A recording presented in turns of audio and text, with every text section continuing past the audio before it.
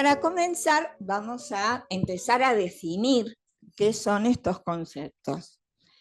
Espíritu, ¿qué dice Kardec? Que son los espíritus, los seres inteligentes de la creación. ¿Qué sería eso? El principio inteligente individualizado. ¿Cuándo se individualiza? Bueno, eso solamente Dios lo sabe, en qué momento de la evolución ese principio tiene una identidad. ¿Y cómo sabe que tiene una identidad? Porque aparece la conciencia.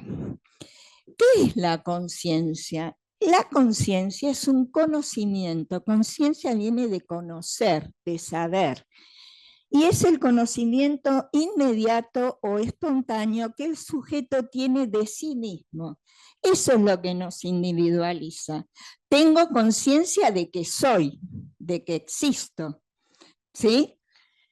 Y eso también me lleva a tener conciencia de mis actos, de mis reflexiones, de todo lo que sucede en mi mente. Freud, por ejemplo, enseñó que la conciencia es el órgano perceptual de nuestra vida mental. La mente, nosotros la podemos asociar a espíritu. ¿Sí? Porque, ¿qué es la mente? La mente es inteligencia y es en donde se procesa todos esos actos perceptivos, volitivos, emocionales, donde se procesa todo. Por eso lo asociamos a espíritu. ¿Quién es el que conoce? Es el espíritu. Porque hay alguien que conoce y que es consciente, es el espíritu. Y acá aparece el pensamiento. ¿Qué es el pensamiento? El pensamiento es la capacidad o la facultad que tiene un ser humano de pensar. ¿Y qué sería pensar? Pensar es formarse ideas en la mente, o sea, en el espíritu.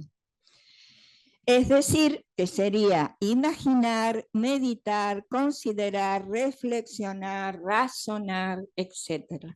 El pensamiento es muy importante.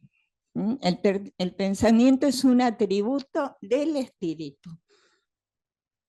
¿Sí? Tanto lo consciente como lo inconsciente forman parte de nuestra mente. Y nuestra mente es nuestro espíritu.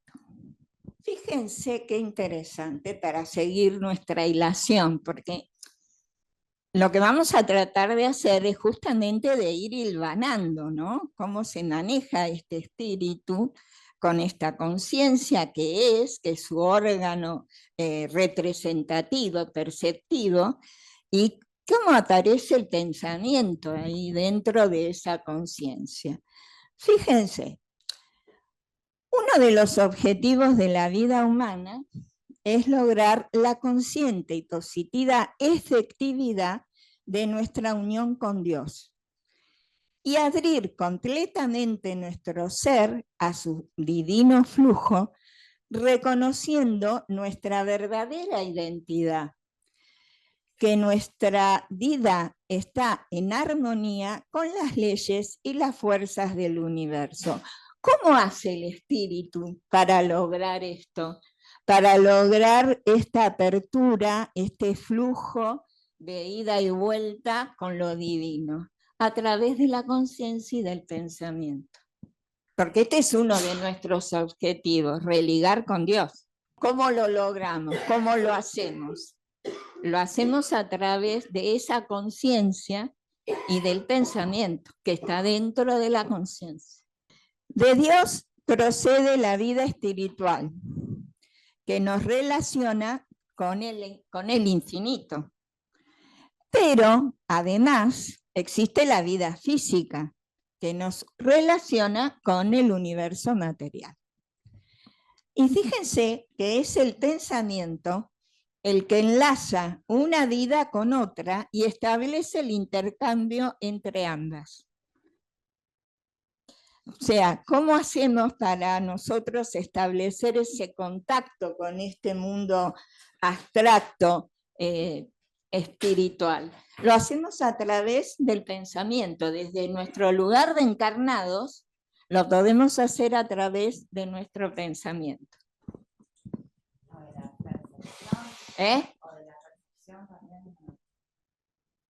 La percepción es parte de ese trabajo del pensamiento, claro. Claro. Pero es el pensamiento, ahora lo definimos, el que hace, claro, porque el pensamiento tiene, bueno, una serie de características que hacen que se puedan establecer el contacto entre la mente, el pensamiento de un ser que está en el mundo espiritual o en la quinta dimensión, o sea, que no tiene el cuerpo físico, y nosotros que tenemos el cuerpo físico. Lo que nos conecta es nuestro campo mental. Todos tenemos un campo mental. El transmisor. Vos tenés, claro, el transmisor es el pensamiento. Porque vos tenés acá, por ejemplo, ¿dónde está?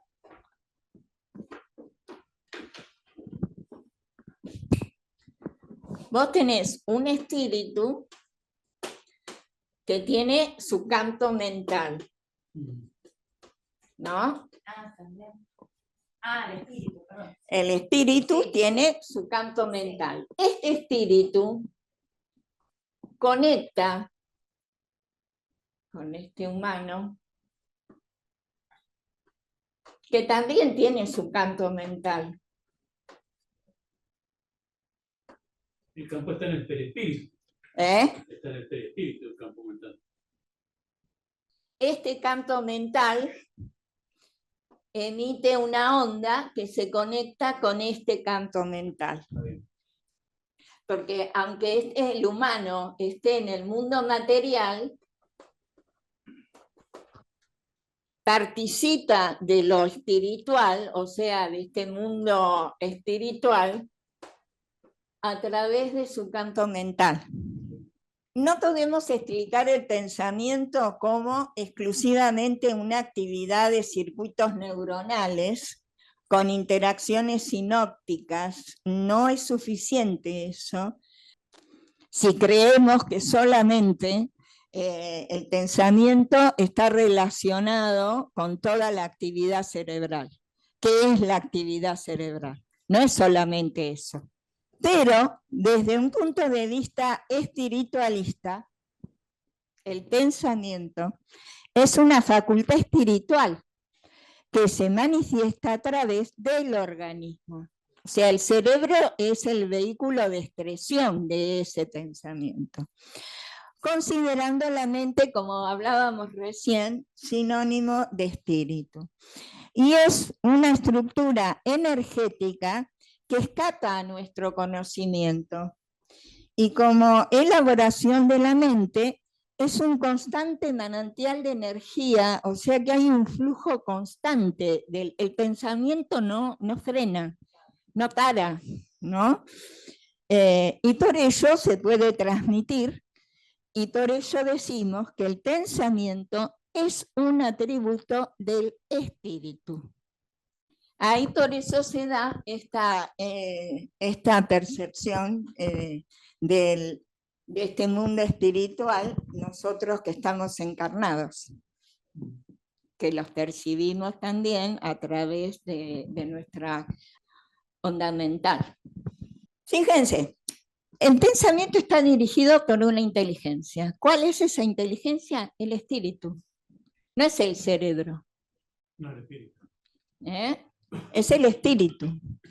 ¿Qué es la inteligencia?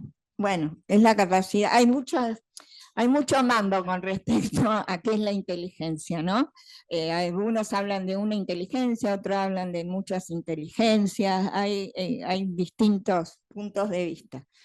Pero la inteligencia es la capacidad de conocer, comprender, entender, crear símbolos abstractos, resolver situaciones nuevas.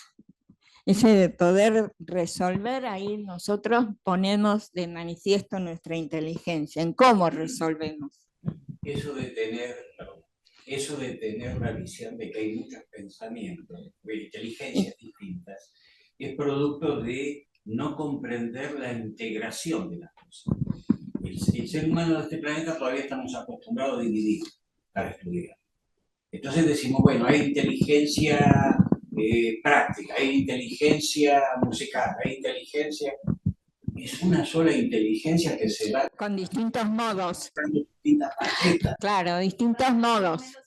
El pensamiento tiene una función intelectual, por supuesto, porque decimos que son pensamientos, tenemos distintos tipos de pensamientos. Conceptuales, hacemos juicios y para eso la mente tiene que elaborar, tiene que utilizar otro montón de cosas que lo utiliza para nuestra conservación y dominación del mundo. Para eso usamos también nuestro pensamiento. Y se refiere al mundo como campo de acción disponible y manejable. Por eso es como el hombre interviene en la naturaleza. Nosotros intervenimos en la naturaleza a través de nuestro pensamiento que después lleva a la acción. ¿Sí? El pensamiento, cuando sale de nuestra mente, pasa a la acción.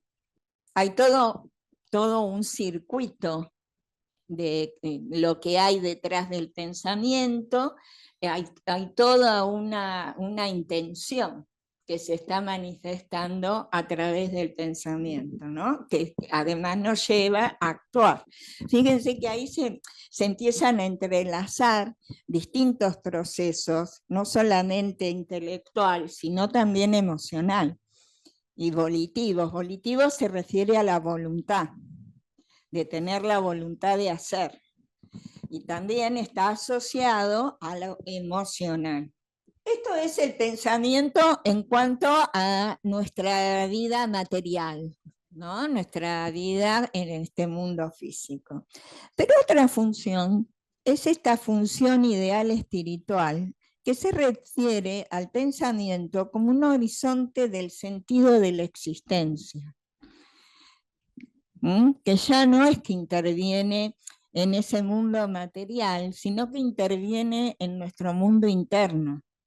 Es una abstracción que interviene en nuestra intimidad, en nuestra transformación espiritual. ¿Se acuerdan cuando hablamos de transformación espiritual? Bueno, es esto. Es esta función que se manifiesta ideal espiritual, donde hay un pensamiento que ya se pregunta sobre su propia existencia, el ser. Vamos a traerlo a René Descartes, que era un filósofo francés, y él propuso, se dio cuenta, pienso, luego existo. Aquí se da cuenta que de lo único que no puede dudar, porque él dudaba de todo, cosa que es la tarea de un filósofo, dudar, porque así se plantea hipótesis, ¿no?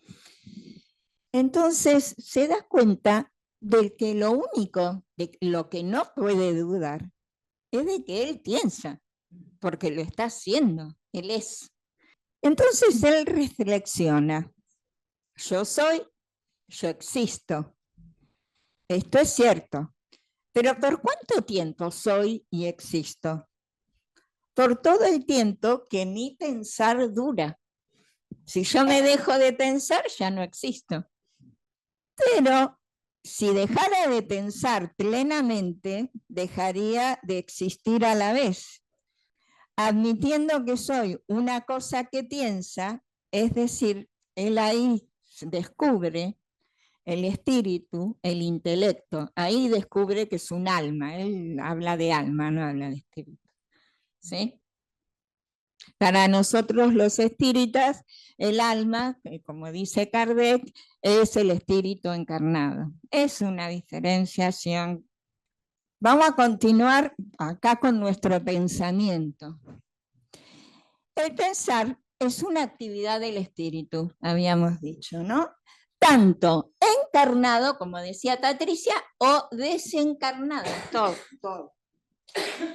Y como puede operar esta relación entre el mundo espiritual y el mundo material, porque el pensamiento es una fuerza mental, vital, sutil, irresistible, que cumple con la ley del universo, que cada cosa atrae a su semejante, que es lo que hablábamos de la sintonía.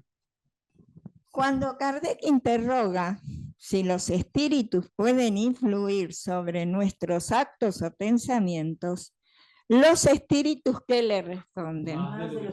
Más de lo que tú crees. ¿Qué sacamos conclusión de esta respuesta? Podemos sacar varias conclusiones. Primero, que el mundo espiritual nos puede sugerir distintos tipos de pensamiento de acuerdo a su grado de evolución, que pueden ser positivos o negativos, que nos puede resultar difícil distinguir, acá está el tema, ¿no? Distinguir entre un pensamiento nuestro y otro sugerido. Tiene que haber algún truco. Pero nosotros tenemos que conocer. Mientras más nos vamos conociendo, más nos vamos dando cuenta y analizándonos cómo estamos siendo, de qué manera estamos pensando y qué pensamos. Tal cual. Exacto. Ahí te das cuenta cuando alguien te está soplando que esto no es. Que sopla mal. Parecía que sí, pero no. Claro, tal cual. Ahí también juega tener conocimiento, ¿no?, de que existe un mundo espiritual. También. Claro. Y bueno, sí, también. Si dice que la ley está escrita en nosotros, la ley, o sea, vos nacés y tenés una intuición de lo que está mal y de lo que está bien. Por más ignorante que sea, vos sabés que matar es malo, por ejemplo. Pero eso es el recorrido que ha hecho el espíritu a través de su evolución, que ha generado esa conciencia del bien y el mal. Y eso pertenece al grado evolutivo de ese espíritu. ¿No? Esa intuición, claro, esa intuición viene de ahí. Y ahí, perdóname, hay que diferenciar dos cosas: lo individual y lo grupal. Porque fíjense ustedes, en lo individual se da un poco lo que quería decir él, donde nosotros muchos sabemos que matar es malo. No todos somos capaces de llegar a matar también, pero no todos. Y en lo grupal dijimos cuánta evolución hicimos en el planeta Tierra y cambiamos las flechas con los misiles. Entonces ahí tenemos una necesidad de ir evolucionando y comprendiendo que eso, por más que lo justifiquemos, genera todavía una situación de mucho apego a lo material. Claro. Es que confundimos la evolución. Claro. Estamos confundiendo. Nosotros hemos sofisticado formas de matar. Claro. O sea, en el nazismo, por ejemplo, avanzó la medicina un montón. Los catálogos de medicina de Mengele se han usado en Occidente, o eran muy buenos. Se evolucionó a esa. Eso no es evolución, eso es una sofisticación, digamos. Pero en realidad nosotros seguimos siendo primitivos. ¿Qué es lo que le pasaba a Kardec cuando Kardec decía, nosotros en el siglo XIX estamos evolucionados?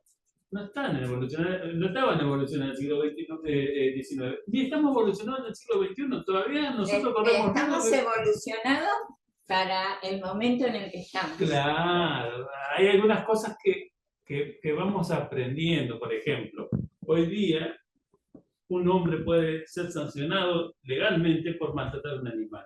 Antes era impensado, ni siquiera un niño se consideraba una persona. Una mujer en Oriente cercano todavía es un objeto que se puede apedrear y lapidar. Sí. O sea, que estamos conviviendo y hemos convivido casi siempre con el salvajismo. Bueno, sí, hay grupos que todavía quedaron muy anclados. Nosotros, ¿no? la tarea del rescate, no tampoco de la supresión. Porque no hay mucha voluntad para el rescate. Yo siempre digo que el progreso es material. uno dice, salimos de las cavernas y hoy llegamos a las grandes rascacielos. Pero la evolución es otra cosa. Una Ahora, cosita. el sentido del ser humano permitiría ir adelantando un poco. Lo que pasa es que la evolución está más atrasada de lo que debería, producto de nosotros.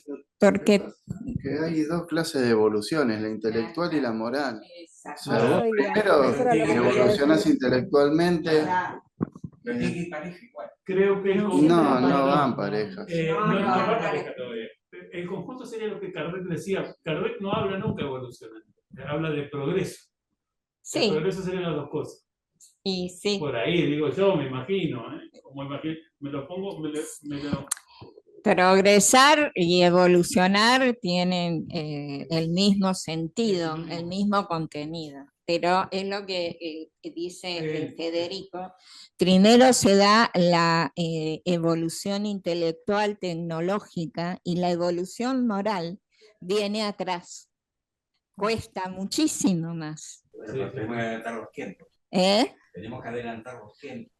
Lo que pasa es que en realidad adelantar los tiempos sería lograr esa transformación espiritual del ser y los seres que encarnan en nuestro planeta Tierra. Es como si uno ascendiera escalón por escalón. Sí. Y esos escalones son intelectual, moral, intelectual. Claro. Pero podemos hacerlo más rápido o más lento, dependiendo de cómo nosotros. De cada uno. Claro, sí. A ver, Patricia, ¿qué decías? Perdón. No, la evolución en realidad es una sola, pero es un trípode. Y el trípode donde se sustenta, y es lo que uno, el ser espiritual, evoluciona, es en el aspecto, en el campo de conocimiento, que ese es el primero que tiene que hacer. Porque el espíritu que no es evolucionado es ignorante. En el fondo es un ignorante. Entonces, el trípode es altos conocimientos, alta moral o amor divino y la parte energética. Esos tres, digamos, patas constituyen la evolución. O sea, donde tenemos que ir evolucionando. Obviamente que, como vos dijiste recién, el hombre primero evoluciona quizás más en el aspecto mental, intelectual, que eso lo lleva a la parte tecnológica, lo aplica en la parte tecnológica, pero no lo acompaña de la parte a veces moral, ¿no? Como debiera ser. Pero si no tenemos esas tres reuniones, porque llega un momento en que se nivelan esas tres aspectos de la evolución. Y es ahí realmente cuando el ser alcanza, bueno, una evolución de, digamos, de excelencia, ¿no? ¿Sí? Claro. Marisa. Sí. Sí, bueno, simplemente unirme un poco a lo que expresaron acá los compañeros, no sé, tanto Patricia como Federico. Esto lo expresa muy bien Kardec en sus libros, ¿no? Que muchas veces este avance muchas veces tiene que ver con de la inteligencia tiene que ver con lo intelectual, que no va acompañado con la moral, ¿no? Y bueno, también un poco siguiendo el ejemplo que dieron en clase, no sé quién habló con respecto al nazismo, que se dieron muchos avances en cuanto a la medicina, pero fue el mismo nazismo el que también mató millones de judíos, provocó una Segunda Guerra Mundial y demás. O sea, ahí está también la paradoja y lo que muestra claramente que ese avance muchas veces no es directamente proporcional, ¿no es cierto? Claro. Me parece que es súper interesante, pero bueno, más allá si es evolución, si es progreso, en realidad son palabras que son sinónimos, me parece a mí, por lo poco que entiendo, y que bueno, irían con el mismo fin, ¿no? Que creo que más que nada la cuestión va a la reforma íntima, ¿no? Que todo estaría apuntando a la cuestión de la moral, pasa a la reforma íntima, que es la reforma de cada uno de nosotros como espíritus, como almas encarnadas en este momento, y eso se debería reflejar en todos, en la tierra, en todos los que habitamos en este momento la tierra. Esa reforma tendría que ir ahí para que realmente se lleve a cabo, que estos crecimientos se manifiesten de manera simultánea. Me parece a mí. No Sí, sé, sí. me parece a mí. Sí, totalmente. La cuarta reflexión, conclusión que podemos sacar de que los espíritus influyen en nuestros pensamientos es que depende de nuestro libre albedrío la aceptación o no de esas sugerencias espirituales. Y acá nos lleva a otro tema importante que ¿hay alguien más que dice algo? Además del autoconocimiento, algo más debería tenerse en cuenta o solo eso. El autoconocimiento es fundamental, porque las cosas empiezan desde uno hacia afuera. Por eso es fundamental, porque se transforma Sabrina, se transforma Mario, Giselle, Pablo, nos transformamos y vamos haciendo el colectivo, pero necesitamos a través de nuestra individualidad hacer esa transformación. Claro, el autoconocimiento es lo que irradiamos. Por eso, ¿qué dice Jesús? Jesús dice que el reino de Dios, ¿dónde está? Acá adentro. No está afuera, está acá adentro. Entonces ahí es donde tenemos que buscar. Ese autoconocimiento es como hablaba Marisa de la reforma íntima, que sería la transformación espiritual de la que habíamos hablado la otra vez. Acá, cuando estábamos hablando del pensamiento, de la relación entre ese mundo espiritual, inmaterial, a través del pensamiento, cuando estábamos hablando de cómo este espíritu emite al ser humano, pueden aparecer esto que son las obsesiones. ¿Qué es la obsesión? Es el dominio del campo mental que algunos espíritus logran sobre ciertas personas. Lo hacen de forma gradual. El obsesor es tan sutil, por eso hay distintos tipos de obsesiones, ¿no? Nadie está exento. El obsesor va a localizar a la víctima. ¿Qué localiza? Determinadas condiciones en ese campo mental. Hay una predisposición y las defensas están desguarnecidas. Entonces se vale de eso para ir instalando su propia onda mental en la mente del obsesado, que sería esto así sintéticamente, ¿no? Si este fuera un espíritu obsesor, le va instalando sus propias ideas a este campo mental de este ser humano.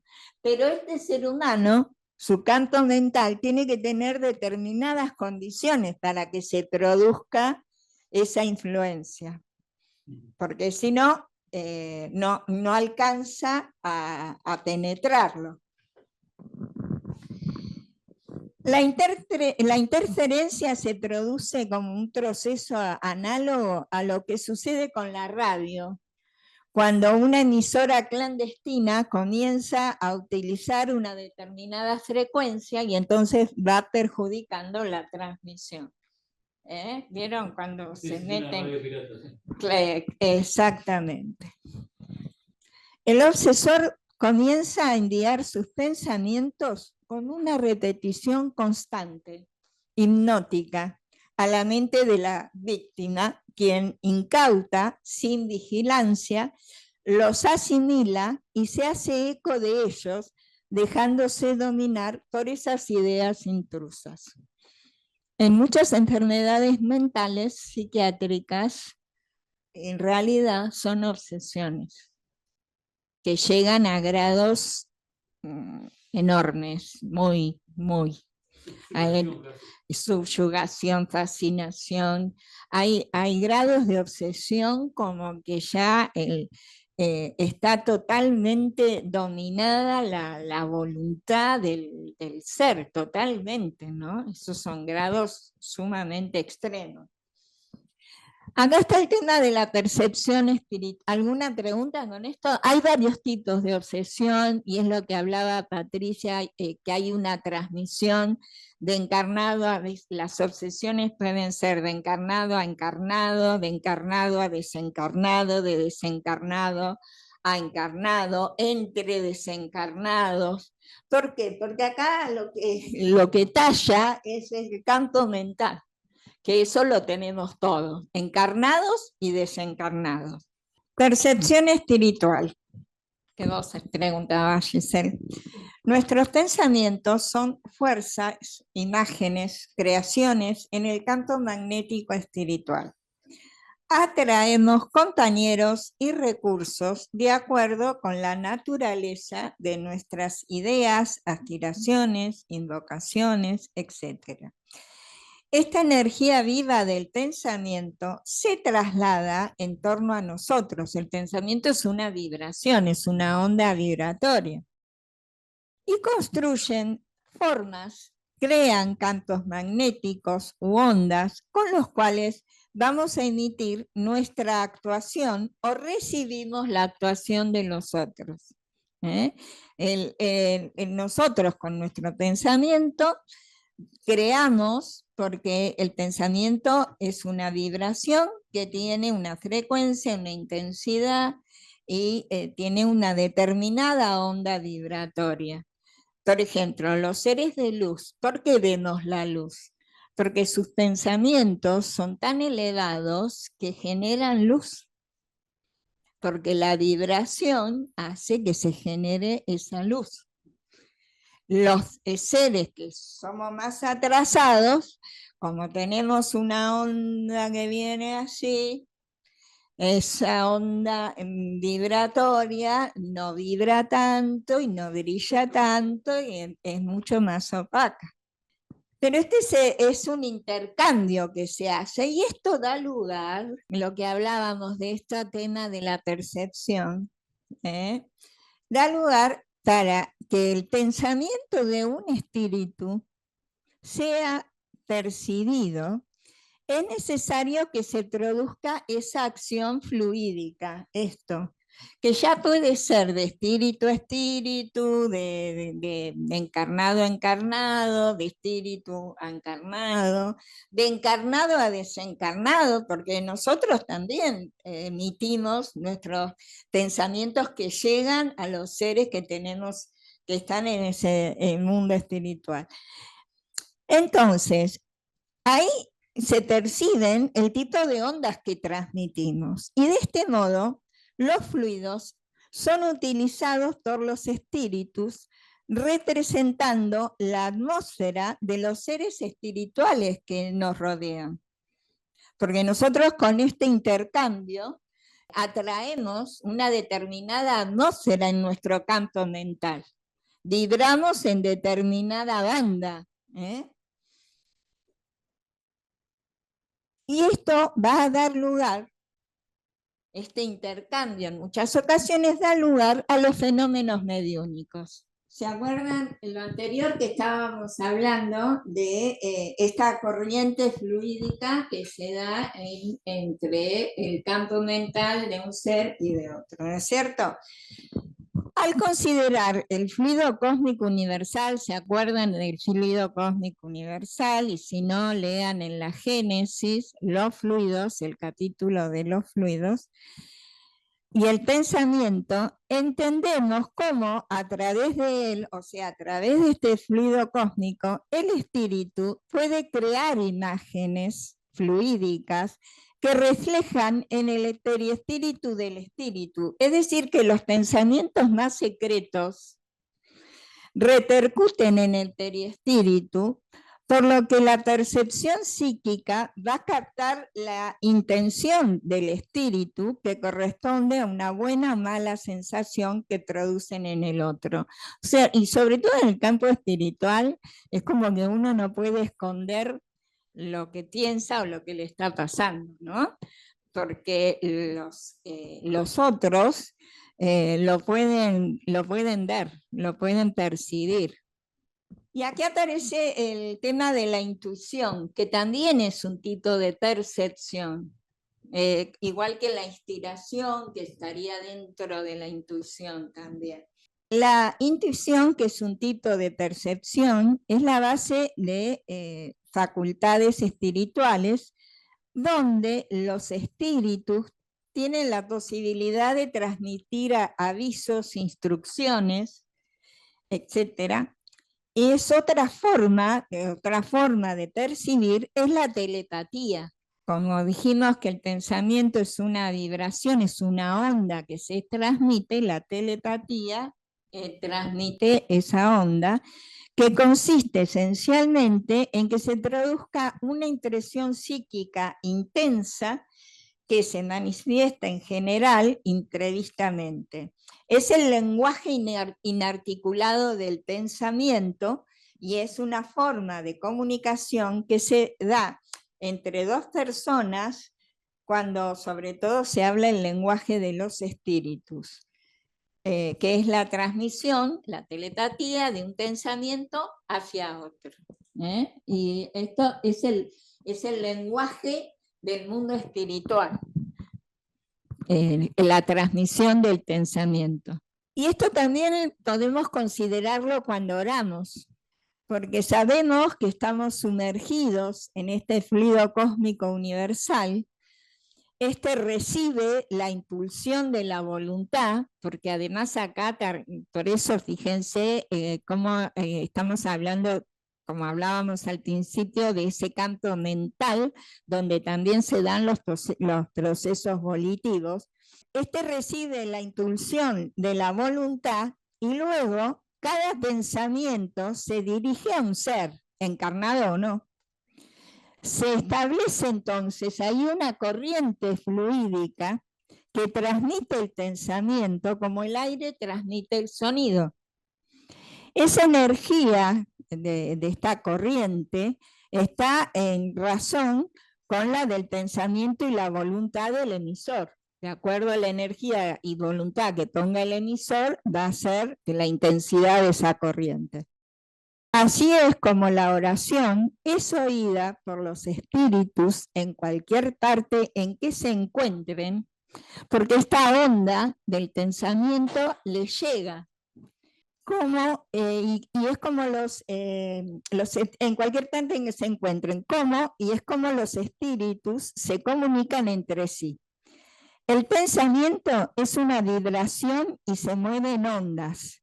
Cada mente tiene su propio grado de vibración que corresponde a su grado de evolución y que se modifica constantemente por el pensar presente.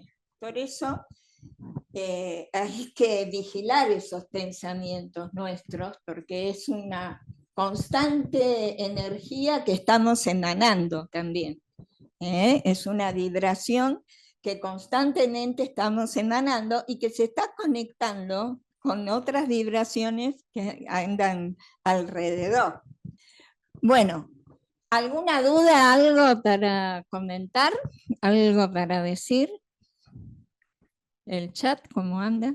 Hola, ¿puedo decir una diferencia entre intuición e inspiración? Sí hay una diferencia, Sí, la contala. diferencia es... Pequeña.